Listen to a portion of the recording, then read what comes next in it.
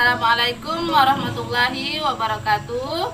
Nama saya Siti Sara, NIM 219018495159.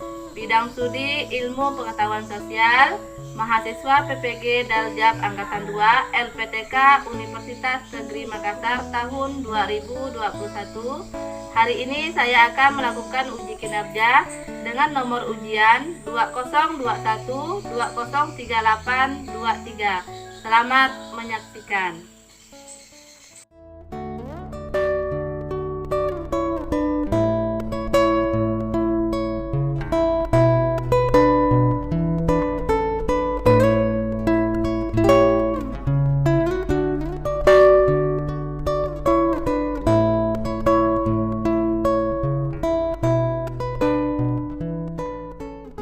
Assalamualaikum warahmatullahi wabarakatuh. Waalaikumsalam.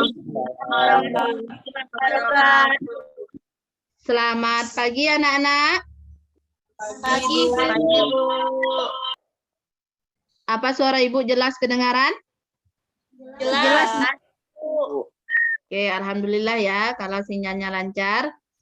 Baiklah, sebelum memulai pelajaran, marilah kita berdoa dulu ya. Ini Ibu minta tolong Sobri untuk pimpin doanya. Silakan Sobri. Sebelum memulai pelajaran, marilah kita berdoa menurut kepercayaan kita masing-masing. Berdoa mulai.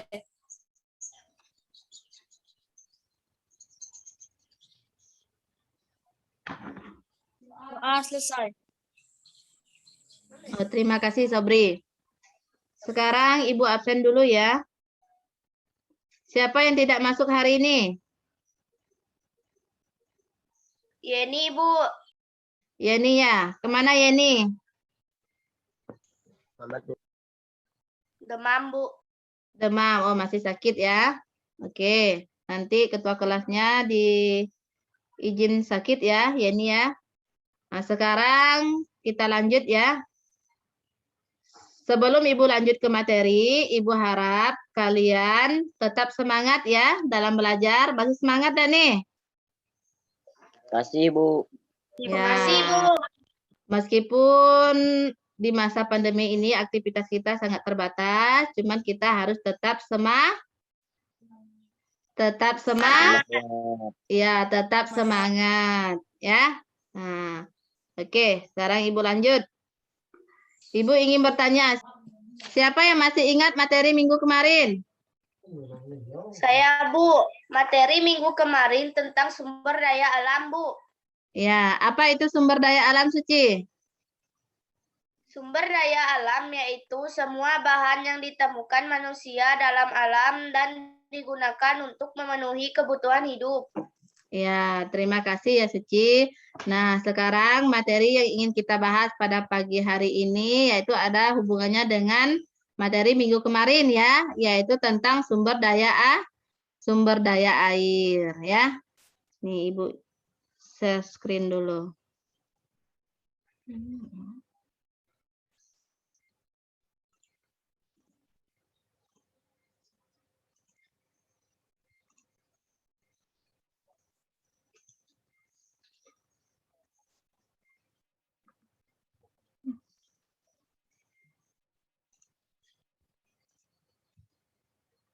Ini udah kelihatan? Udah, Bu. Ya, Bu. Ya, yaitu tentang potensi dan pemanfaatan sumber daya alam ya. Nah, ini yang ingin kita bahas ya minggu kemarin yaitu tentang sumber daya alam. Nah, hari ini kita akan lanjut tentang sumber daya air. Nah, di sini ada sumber daya air yaitu ada sungai, terus pemanfaatannya, terus kegiatan ekonomi, di perikanan dan transportasi ya. Nah, ini sebelum Ibu lanjut, nanti Ibu harap kalian setelah mempelajari materi yang Ibu berikan, kalian mampu mendeskripsikan 3 sumber daya alam atau sumber daya air di Indonesia dengan tepat. Terus yang kedua, menganalisis pemanfaatan sumber daya air dalam kegiatan ekonomi dengan tepat. Terus yang ketiga, menyajikan hasil diskusi tentang sumber daya alam atau sumber daya air di Indonesia dengan menarik melalui presentasi ya. Ini tujuan dari pembelajaran kita pada pagi hari ini. Sekarang kita lanjut ke teknik penilaian. Yang Ibu akan nilai yang pertama yaitu tentang penilaian sikap. Terus di sini penilaian sikap Ibu nilai yaitu tentang kesopanan, kejujuran, dan disiplin ya. Penilaian pengetahuan yaitu nanti Ibu nilai melalui yaitu tes tertulis dan penugasan. Terus yang ketiga penilaian keterampilan yaitu unjuk kerja kegiatan diskusi dan presentasi ya. Itu semuanya Ibu nilai dalam pembelajaran hari ini ya. Nah, sekarang marilah kita menyaksikan sebuah video ya. Manfaat sungai untuk kehidupan manusia. Siapa yang rumahnya ada di dekat sungai? Indonesia punya banyak sungai. Ada sungai yang kecil dan juga yang besar. Sungai adalah aliran air yang besar dan memanjang. Air itu mengalir terus-menerus dari hulu ke hilir atau muara. Di beberapa daerah ada banyak sungai yang bisa dimanfaatkan oleh masyarakat sekitar. Ini dia beberapa manfaat sungai untuk kehidupan manusia. 1. Kebutuhan sehari-hari. Sebagian masyarakat memanfaatkan sungai untuk memenuhi kebutuhan hidup sehari-hari. Ada yang mandi dan mencuci di sungai.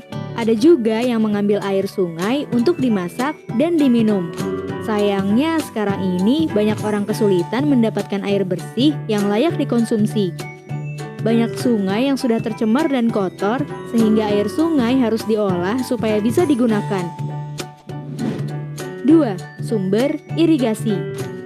Sungai juga bisa dimanfaatkan oleh para petani untuk mengairi sawah-sawah supaya tidak perlu mengangkut air lagi. Biasanya hal ini dilakukan di daerah pegunungan. Lahan pertaniannya dibuat miring atau terasering. Dengan bentuk terasering, air sungai bisa lebih mudah mengalir dan mengairi sawah. 3. Pembangkit listrik.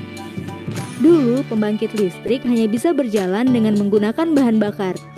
Tapi bahan bakar ini bisa habis dan membutuhkan ratusan bahkan ribuan tahun untuk mendapatkannya lagi.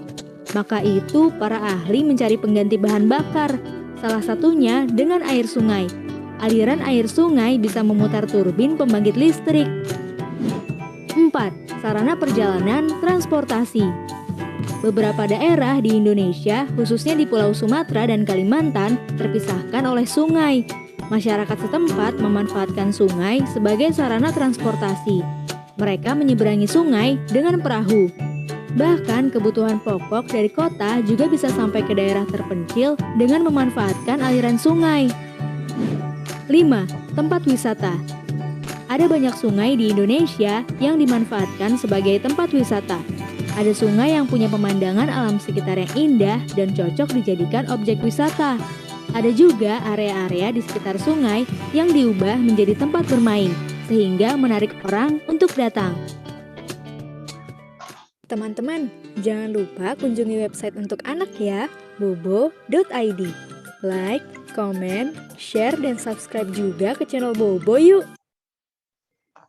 Nah, setelah kalian menyaksikan sebuah video, silakan kalian buat pertanyaan ya yang berhubungan dengan video tersebut ya. Masih kedengaran suara Ibu? Masih, Bu. Nah, silakan kalian buat pertanyaan yang berhubungan dengan video tadi. Apa yang kalian pikirkan dengan sebuah video tadi, silakan buat pertanyaan ya. Nah, sambil menunggu kalian buat pertanyaan, Ibu akan menjelaskan sedikit tentang sumber daya air ya. Nah, di sini, kamu pasti pernah melihat sungai yang ada di daerahmu kan? Ada enggak sungai yang ada di daerah kalian? Ada, Bu. Ya, pernahkah kamu bertanya dari manakah asal sungai? Mengapa air di muka bumi tidak pernah habis? Mengapa demikian? Walaupun sering dimanfaatkan oleh manusia, tidak akan pernah habis ya, itu air ya. Di sini nanti akan kita bahas sama-sama. Nah, di sini ada potensi sumber daya air. Yang pertama, air berubah wujud menjadi uap dan kadang menjadi es, kemudian berubah menjadi air kembali yang disebut dengan siklus air berikut ya. Nah, ini ada 3 contoh siklus air. Yang pertama yaitu siklus pendek. Nah, ini contohnya di sini. Terus ada siklus sedang. Nah, terus ada juga siklus panjang ya. Ada 3 siklus air, ada siklus pendek, ada siklus air sedang, ada siklus air panjang. Nah, selain dari itu, di sini juga ada sumber daya air di Indonesia, yaitu ada 3 sumber daya air di Indonesia. Yang pertama yaitu ada air hujan, yang kedua air sungai, air danau ya. Tahu air hujan? Tahu. Nah, ini salah satu contoh air hujan. Terus ini salah satu contoh air sungai. Dan ini salah satu contoh air danau, ya. Nah, di sini kita lihat apa sih itu hujan? Nah, hujan adalah sebuah peristiwa presipitasi atau jatuhnya suatu cairan dari atmosfer yang berwujud cair maupun beku ke permukaan bumi berwujud cairan ya. Nah, terus sungai, apa itu sungai? Sungai merupakan tempat mengalirnya air di daratan menuju ke laut. Sungai berawal dari daerah yang tinggi atau hulu ke daerah yang rendah atau hilir ya. Nah, di daerah kita yaitu daerah Kalimantan Barat yaitu ada sungai terpanjang di Indonesia yaitu Sungai Kapuas ya. Kapuas. Adalah salah satu contoh sungai yang ada di daerah kita. Terus yang ketiga yaitu danau. Nah, danau merupakan tubuh perairan yang dikelilingi daratan dan terletak di daerah cekungan ya. Ini danau ya. Nah, siapa yang pernah melihat danau ini? Atau yang pernah? Siapa? Sobri? Pernah Sobri? Pernah, Bu. Di mana Sobri? Danau Sentarum, Bu. Iya, Danau Sentarum ya. Danau Sentarum itu berada di Kabupaten Kapuas Hulu ya. Nah, itu salah satu contoh danau yang ada di daerah kita yaitu di daerah Kalimantan Barat ya. Terus Ibu lanjut tentang jenis-jenis sungai di sini ya. Di jenis-jenis sungai itu ada 3, sungai hujan, sungai gletser, sungai campuran. Nah, ini ya ada 3 sungai di sini. Terus Ibu lanjut lagi, sungai yang berukuran besar terdapat di sejumlah pulau besar seperti Kalimantan, Sumatera, dan Papua. Ya. Nah, ini adalah salah satu contoh ini yang tadi Ibu sebutkan, yaitu Sungai Kapuas yang ada di daerah kita, yaitu Kalimantan Barat. Ya. Terus di sini juga ada Sungai Mamberomo, yaitu di Papua. Ya. Terus ada Sungai Batanghari, yaitu ada di Jambi. Terus yang keempat yaitu Mahakam, yaitu ada di Kalimantan Timur. Ya. Adalah salah satu contoh-contoh sungai yang terbesar di Indonesia. Ya. Nah, Ibu lanjut. Nah, ini fungsi sungai. Tadi dalam sebuah video juga ada fungsi sungai itu apa ya. Ibu jelaskan sedikit. Yang pertama, menampung air hujan yang turun sebagai pusat ekosistem. Yang ketiga, tempat rekreasi. Yang keempat, memenuhi kebutuhan masyarakat sekitar aliran sungai. Ya. Nah, ini ada contoh sungai di daerah Indonesia yang sangat potensial di antaranya. Nah, ini berbagai macam contoh sungai ya. Nah, ini hal yang perlu dihindari demi kelestarian sungai. Ini yang sering kalian lakukan. Siapa yang sering buang sampah ke sungai? Enggak pernah, Bu. Ada yang sering buang sampah sungai? Pernah, Suci? Enggak, Bu. Enggak, alhamdulillah ya. Inilah akibatnya kalau sering buang sampah ke sungai, jadi sungai menjadi kotor ya. Nah, ini dampaknya. Dampak sungai tidak dijaga. Misalnya tadi contoh membuang sampah sembarangan mengakibatkan terjadinya banjir ya.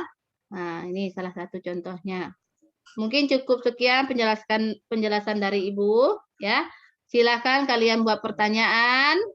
Ibu kasih waktu 5 menit ya.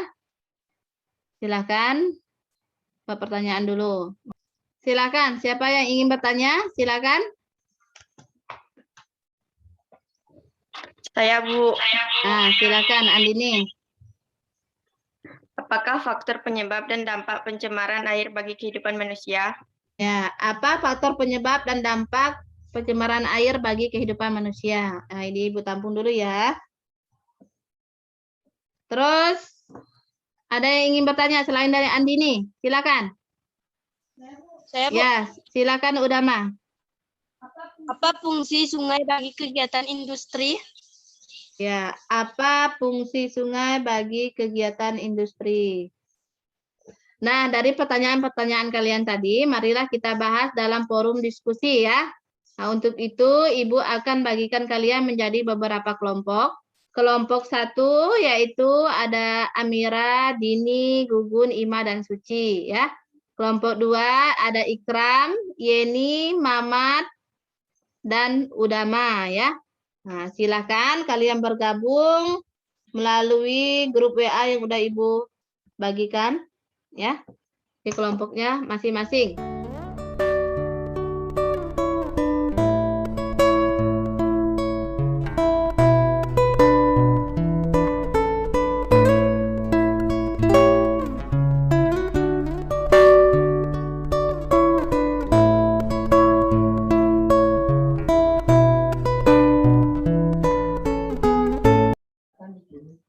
Silakan kalian diskusikan melalui grup kelompok masing-masing ya, Ibu kontrol dari sini.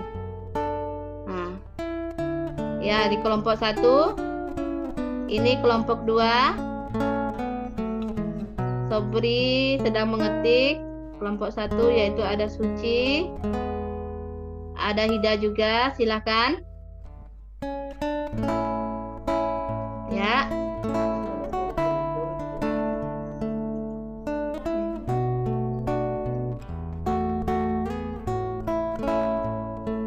Nih, kelompok 2. Ya, kelompok pertama, dampak pencemaran air, yaitu ada kerusakan ekosistem air, bencana banjir, biota air mati. Nah ya, Andini. Oke, bagus sekali pertanyaan jawabannya. Ya, kelompok 2 ada Sobri, Ikram. Nah, kelompok 2 yaitu fungsi sungai bagi dunia industri. Digunakan sebagai bahan dasar pada perusahaan air minum. Ya, ada Ikram juga. Kelompok 1.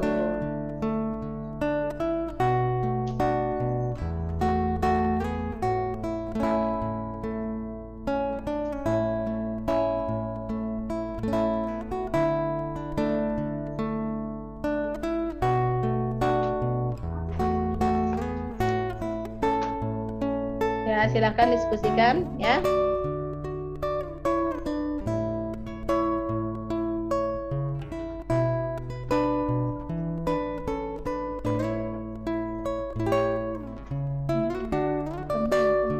Kalau udah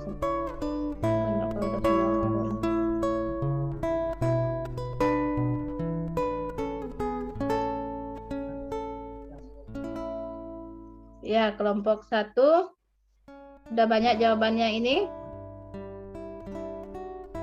Nanti ada salah satu yang menyimpulkan ya, kalau sudah semua.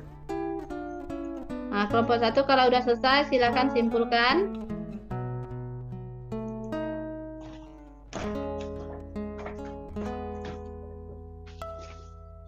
Kelompok 2 silakan simpulkan juga.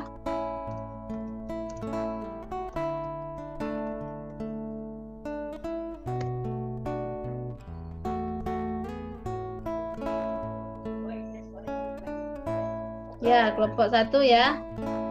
Nah, ini Gugun telah menyimpulkan hasil dari diskusi kalian. Nanti ada salah satu yang mempresentasikan ya. Kita tunggu kelompok yang lainnya. Ya, Amira juga nih dari kelompok 2 telah menyimpulkan. Oke, udah selesai semua ini dari beberapa kelompok? Udah, Bu. Oke, kalau udah selesai, silakan siapa yang ingin presentasi perwakilan dari kelompoknya? Saya, Bu. Ya, silakan Hida. Agak nyaring, perkenalkan diri ya. Saya Nurhida, perwakilan dari kelompok 1, membacakan hasil diskusi kami. Faktor utama yang menyebabkan air tercemar adalah sampah dan limbah. Adapun jenis-jenis pencemaran air akibat aktivitas manusia antara lain: 1. Pencemaran limbah rumah tangga. 2. Pencemaran limbah industri. 3. Pencemaran limbah pertanian. Gangguan kesehatan, penurunan kualitas lingkungan, keseimbangan lingkungan terganggu, dan erosi. Sekian dari saya, terima kasih. Ya, terima kasih ya Hida. Itu perwakilan dari kelompok 1.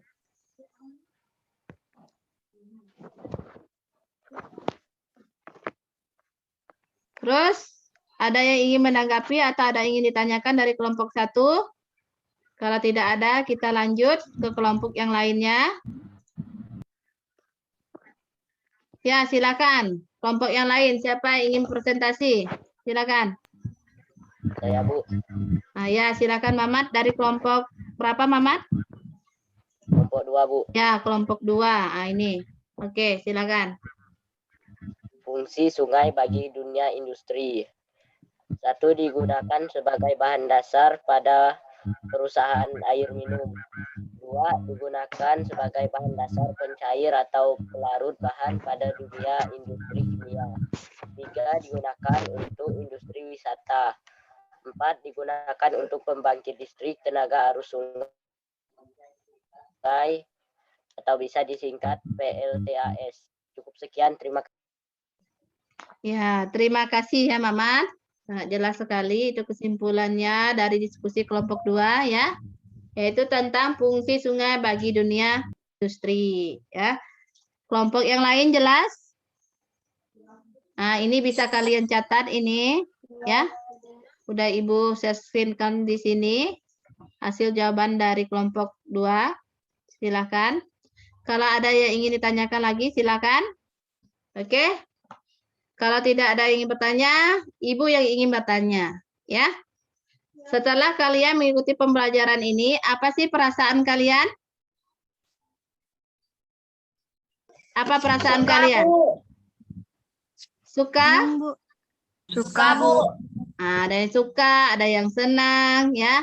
Nah, coba Ibu ingin bertanya ke Suci. Apa perasaan kamu setelah mengikuti pembelajaran hari ini, Suci? Suka, Bu. Kenapa suka, Suci? Karena kami bisa mengetahui faktor penyebab dan dampak pencemaran air bagi kehidupan manusia. Iya, betul sekali ya Suci. Terima kasih atas apa yang disampaikan ya. Kalian bisa mengetahui apa sih dampak pencemaran air bagi manusia ya. Dalam kehidupan kita sehari-hari juga ada ya, apa itu pencemaran air. Baiklah, setelah semuanya presentasi, marilah kita bersama-sama menyimpulkan pembelajaran kita pada hari ini ya. Nah, siapa yang bisa menyimpulkan pembelajaran kita hari ini? Silakan. Saya, Bu. Ah, coba Dini, silakan. Sumber daya air merupakan salah satu sumber daya alam yang mempunyai sifat mengalir dan dinamis serta berinteraksi dengan sumber daya lain sehingga membentuk suatu sistem. Ya, itu sumber daya air ya. Nah, selain dari itu, sumber daya air di Indonesia yaitu ada 3 ya. Yaitu ada air hujan, ada air sungai, dan ada air danau ya. Selain dari itu juga ada dampak yang terjadi akibat pencemaran air. Siapa yang bisa dampak dari pencemaran air? Saya, Bu. Silakan Sobri. Dampak yang terjadi akibat pencemaran air, kerusakan ekosistem air, bencana banjir dan tanah longsor, goita air mati, sumber air bersih berkurang. Ya, betul sekali ya Sobri.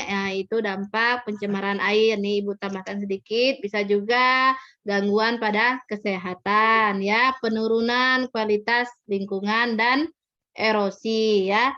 Itulah kesimpulan pada pembelajaran kita pada pagi hari ini ya. Ya. Sebelum Ibu tutup, silakan kalian buka buku paketnya halaman 56. Udah? Nah, di situ ada 10 soal. Silakan kalian kerjakan di rumah. Nanti dikumpulkan melalui WA group ya. Nah, dikumpulkan minggu depan pada pertemuan berikutnya. Paham kan maksud Ibu? Paham, Ima? Nah, ya. Oke, terima kasih. Minggu depan kita akan melanjutkan ke materi baru ya. Nah, yaitu tentang peninggalan-peninggalan masa Hindu-Buddha. Nah, silakan kalian buka-buka dulu bukunya nanti. Ya. Kita akan melanjutkan materi baru yaitu tentang peninggalan-peninggalan Hindu-Buddha. Sebelum Ibu tutup, Ibu ingin mengingatkan kembali ya, tetap menjaga kesehatan ya, mematuhi protokol kesehatan. Nah, ada yang ingin tanyakan lagi? Tidak, Bu. Nah, kalau tidak ada, sekarang sebelum pulang, marilah kita berdoa dulu. Ini Ibu minta tolong Ima bacakan doa penutup ya. Silakan. Untuk mengakhiri pelajaran kita hari ini, marilah kita berdoa menurut kepercayaan kita masing-masing. Berdoa mulai.